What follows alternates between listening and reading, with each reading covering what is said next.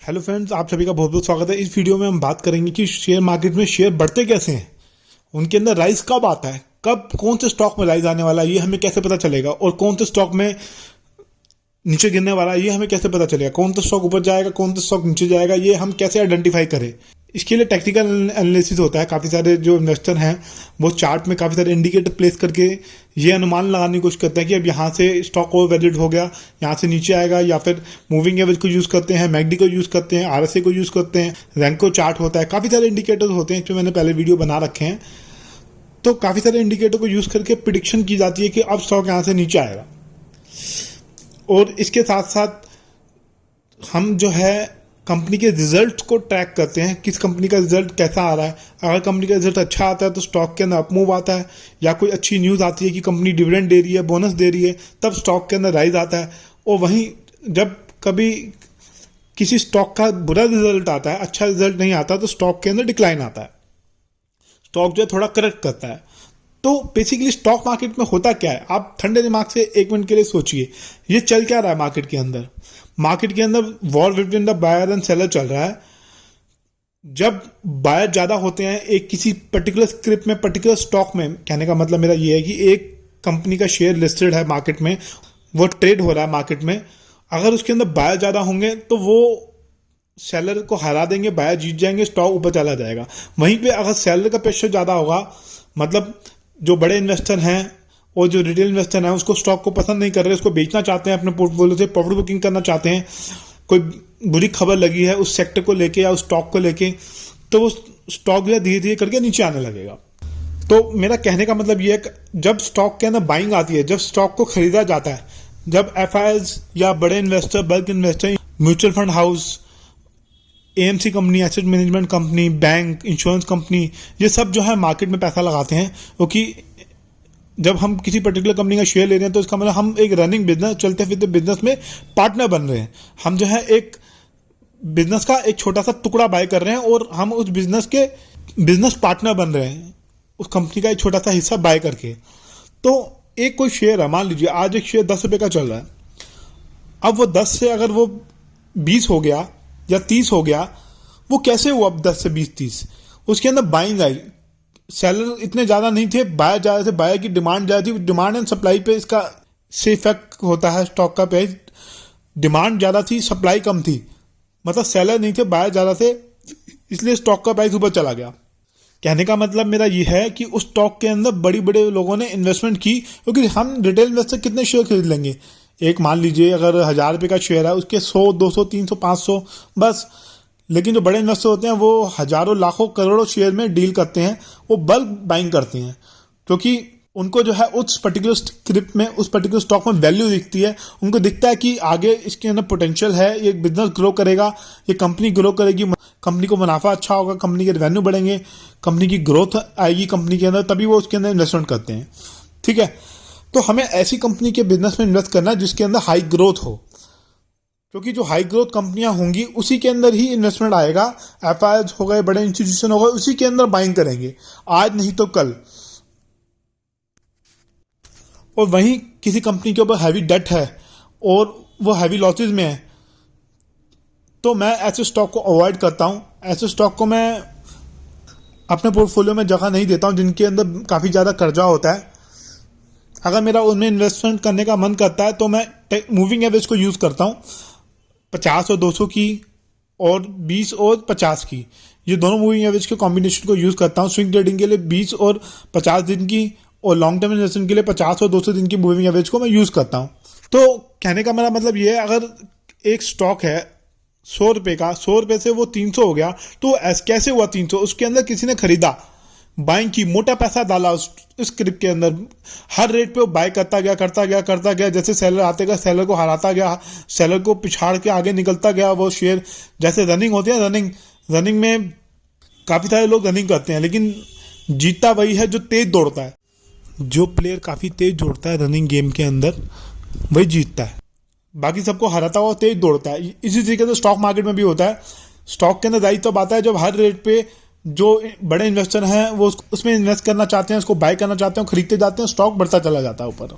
तो आपको करना क्या है, अगर आप स्टॉक मार्केट में इन्वेस्ट करना जा रहे हैं तो आपको करना क्या है, आपको पहले फंडामेंटल एनालिसिस करना है।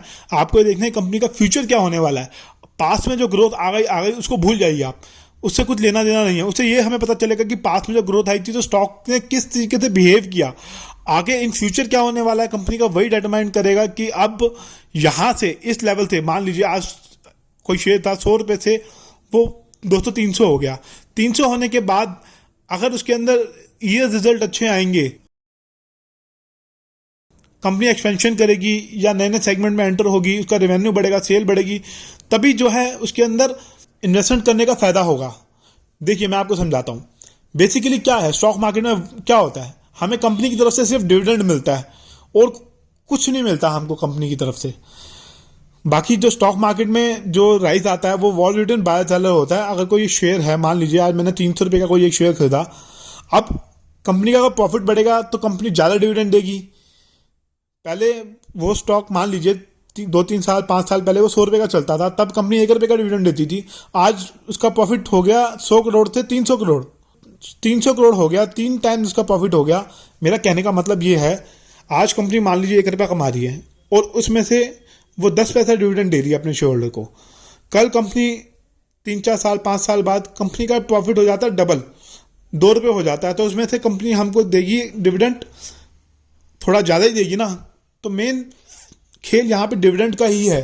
डिविडेंड और बोनस शेयर जो कंपनी देती है उससे क्या शेयर डबल हो जाते हैं हमारे। मान लीजिए आज मेरे पास अगर 100 शेयर हैं तो कंपनी ने अगर बोनस दिया तो मेरे शेयर बढ़ते चले जाएंगे और डिविडेंड के रूप में जो इनकम आएगी वो भी मुझे मिलती चली जाएगी। तो मेन स्टॉक मार्केट में डिविडेंड ही होता है। डिविडेंड हमें उन कंपनीज में अच्छा मिलता है जिनके प्रमोटर अच्छे होते हैं, फ्रेंडली विद इन्वेस्टर होते हैं, और जो कंपनी का प्रमोटर है वो शेयर होल्डर के बारे में भी सोच रहा है कि इसको डिविडेंड देना चाहिए, हमारे बिजनेस का पार्टनर है, इतने पैसा लगा रखा है। ऐसा नहीं है कि वो अपनी वेल्थ क्रिएट किए जा रहा है। कहने का मतलब ये है कि अपने पास ही सारा पैसा रखे जा रहा है। वो जिस कंपनी का प्रमोटर फ्रेंडली विद इन्वेस्टर होता है, मतलब इन्वेस्टर को भी डिविडेंड देता है, बोनस शेयर देता है, इन्वेस्टर का भी ध्यान रखता है, ऐसे कंपनी के स्टॉक के अंदर अच्छा खासा राइज हमें देखने को मिलता है। कुछ ऐसी अच्छे स्टॉक के नाम मैं आपके साथ शेयर करना चाहता हूँ जिसके फंडामेंटल भी स्ट्रांग है और कंपनी जो है फ्रेंडली विद इन्वेस्टर भी है। पहला है HDFC bank, Bajaj Finance, Pidilite Industry, Asian Paint, कैम्प्स, ITC, हिंदुस्तान यूनिलीवर। ये अलग अलग सेक्टर की कंपनियां हो गई, अच्छी कंपनियां हो गई। L&T इंफोटेक, इन्फोसिस, ये सारी ऐसी कंपनियां हैं जो फ्रेंडली विद इन्वेस्टर है। जैसे जैसे इनके प्रॉफिट बढ़ते हैं वैसे वैसे ये डिविडेंड भी बढ़ाते जाते हैं और बोनस शेयर भी देते हैं अपने शेयर होल्डर को। तो दोस्तों इस वीडियो में मैंने आपके साथ कुछ नाम शेयर किए जो कि फंडामेंटल स्ट्रॉन्ग कंपनी है। इनमें से कुछ स्टॉक मेरे पोर्टफोलियो में भी हैं और उनको मैं लॉन्ग टर्म के लिए अपने पास रखूँगा, होल्ड करूँगा, इन्वेस्टमेंट करके रखूँगा, क्योंकि ये डिविडेंड अच्छा देते हैं और बोनसेस भी देते हैं। तो मेन चीज़ स्टॉक मार्केट में क्या होता है, डिविडेंड होता है। जो कंपनी जितना ज़्यादा डिविडेंड देती है, जो डिविडेंड पे आउट जिसका जितना अच्छा होता है, वो इन्वेस्टमेंट पॉइंट ऑफ व्यू से अच्छी मानी जाती है। हमने किसी कंपनी का शेयर लिया, उसके अंदर हमें ज़्यादा से ज़्यादा डिविडेंड के रूप में इनकम मिल रही है और स्टॉक मार्केट में भी उस शेयर के अंदर राइज आता है। कहने का मेरा मतलब ये है, मान लीजिए हमने एशियन पेंट का स्टॉक बाय किया जो कि आज की डेट में 3,000 रुपये का चल रहा है। अगर हमने उसका एक शेयर बाय किया, कंपनी हमें 7-8 रुपये का डिविडेंड दे रही है। जैसे जैसे उसके प्रॉफिट बढ़ते जाएंगे वैसे वैसे स्टॉक के अंदर भी राइज आता जाएगा और हमारा डिविडेंड अमाउंट भी बढ़ता जाएगा। डिविडेंड से जो मिलने वाली इनकम है वो भी हमारी बढ़ती चली जाएगी। तो इस तरीके से दोनों तरफ से हमें मुनाफा होता है। डिविडेंड के रूप में भी हमें अच्छी इनकम मिल जाती है और स्टॉक मार्केट में अगर कंपनी अच्छा काम करती है, एक्सपेंशन करती है या कंपनी को सर्विस दे रही है, IT सेक्टर की कंपनी है कोई, वो सर्विस को और इम्प्रूव करती जाती है, क्लाइंट बेस बढ़ाती जाती है, मतलब एक्सपेंशन करती है, तो क्या होता है कि उसके रेवेन्यू बढ़ते चले जाते हैं, प्रॉफिट बढ़ते चले जाते हैं। तो कंपनी अगर फ्रेंडली विद इन्वेस्टर है तो डिविडेंड बोनस भी देती है अपने शेयर होल्डर को और उससे क्या है कि लॉन्ग टर्म में हमारी वेल्थ बनती है। तो इसलिए ऐसी कंपनी में ही इन्वेस्ट करने में फ़ायदा होता है लॉन्ग टर्म में। तो दोस्तों मैंने जिस वीडियो में जो आपके साथ नाम शेयर किए वो अच्छी कंपनियां हैं, लेकिन उनको करेक्शन पे अगर बाय किया जाए तो अच्छा मुनाफा हो सकता है।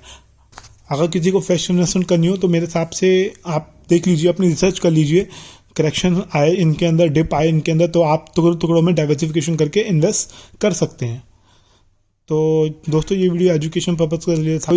कोई भी स्टॉक में निवेश करने से पहले अपने फाइनेंशियल प्लानर और फाइनेंशियल एडवाइजर से बात करने के बाद ही कोई डिसीजन लीजिएगा, क्योंकि ये वीडियो टोटल एजुकेशन पर्पज़ के लिए था, कोई रिकमेंडेशन नहीं है।